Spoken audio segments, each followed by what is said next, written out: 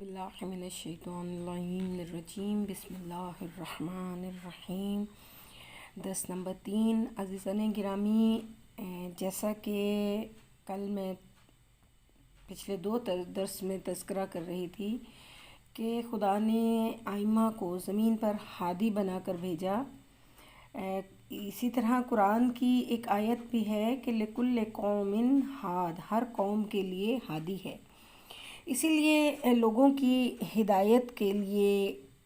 یہ نظریہ الکافی میں بار بار آیا ہے اور تواتر سے آیا ہے کہ زمین کبھی بھی حجت سے خالی نہیں ہوتی۔ یہ اشارہ ہے کہ امام کے بعد ایک امام آئے گا۔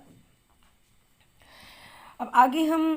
دیکھتے ہیں کہ جیسے کہ امام کو ستارے سے تشبیہ دیتے ہوئے وجہ شب بیان ہو رہی ہے کہ کلما غاب نجم طلع نجم۔ اب یہ بات تو ختم ہو گئی کہ ستارے کی مانند ہیں، تو اگر آسمان پر ستارہ ہمیں نہ دکھائی دے رہا ہو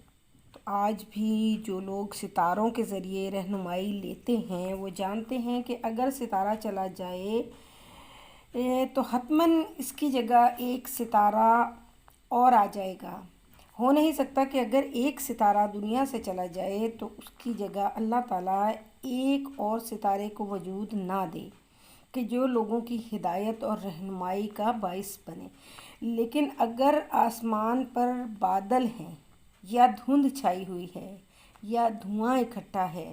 یا مطلع صاف نہیں ہے، ایسی صورت میں آپ یہ کہیں گے کہ ستارہ نہیں ہے یا یہ کہیں گے کہ ستارہ اس کے پیچھے چھپا ہوا ہے؟ ہم کہیں گے ستارہ بادلوں کے پیچھے چھپا ہوا ہے۔ اسی سے استدلال کیا جا رہا ہے کہ آسمان دین الہی میں بھی ایک امام آ جائے تو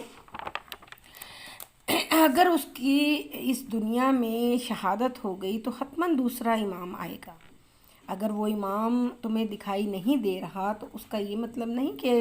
امام نہیں ہے، اس کا یہ مطلب ہے کہ بادلوں کے پیچھے امام ہے، پردہ غیبت میں ہے، وہ امام ہے کیونکہ امام کا ہونا ضروری ہے۔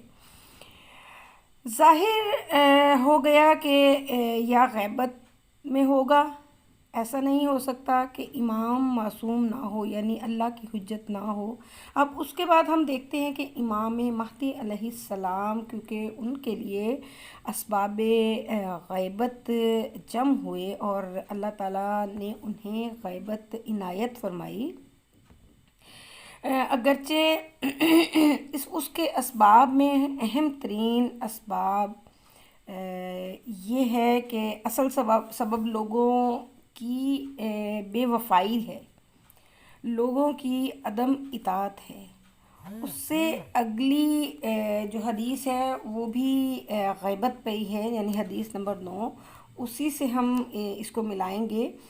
کہ اللہ اگر امام معصوم تمہیں دکھائی نہیں دے رہے اور اللہ نے انہیں غیبت دے دی ہے، اور اگر تم چاہو کہ اگر امام ہوتے اور تم ملاقات کرتے جیسا کہ ہے کہ اور ہاتھوں سے اشارہ کرتے اور یہ کام کرنا چاہو یا زیارت کے لیے آگے بڑھنا چاہو اور گردنیں اٹھا کر دیکھو کہ تم دیدار کر سکو، تو یہ امور حاصل کرنے کے لیے بھاگ دوڑ کرو گے، یعنی ملاقات کرنے کے لیے تگدو کرو گے، زیارت اور دیدار کرنے کے لیے جستجو کرو گے، تب اللہ تمہارے اس ستارے اور حجت کو تم سے غائب کر دے گا اور تم اپنی اس کوشش میں کامیاب نہیں ہوگے۔ لہٰذا حتیٰ اشرتم، یہ کنایا ہے، در حقیقت کس بات سے کنایا ہے؟ اس بات سے کہ اگر تم ملاقات کرنا چاہو۔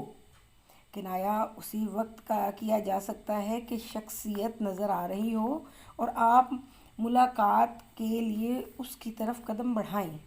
تو تم لوگ اگر امام سے ملنے کی کوشش کرو گے اور تم اس کام کے لیے آمادہ ہو کہ لوگ اس کام کے لیے